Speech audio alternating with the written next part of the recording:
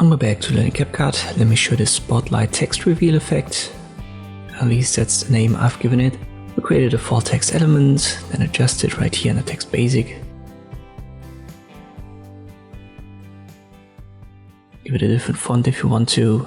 Adjust the font size. Give it a different style, maybe bold. It works on any text.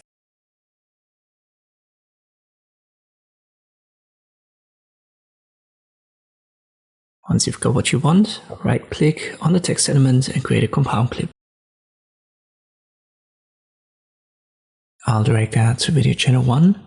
And now first up we go to speed. Because it's only 3 seconds long, let me make that 8. Make it as long as you need it. 8 is sufficient for this tutorial. Then we go to video mask, open a drop-down, add a mask, and we want to use the film strip. This will give us parallel lines, and I'll make the angle 45 degrees. I'll left click drag here to narrow it down a little bit. Second one is for the feather. I'll give it a slight feather, but not a big one, something like this.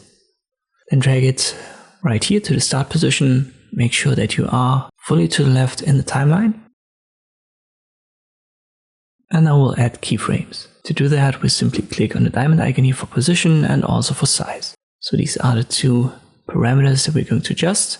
Watch this turquoise number. This is the duration. Let me go to around 2 seconds. Then I drag our mask to the top right.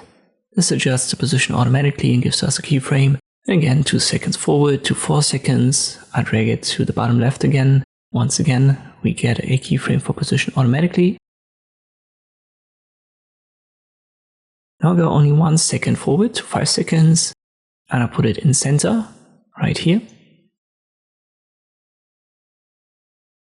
Again, we get a keyframe for position, but we also need one for size, so you have to create that one manually by left clicking on the diamond icon, then go forward yet again a second to 6, and here we'll simply open it up, and this will adjust the size automatically and give us a keyframe. We play it.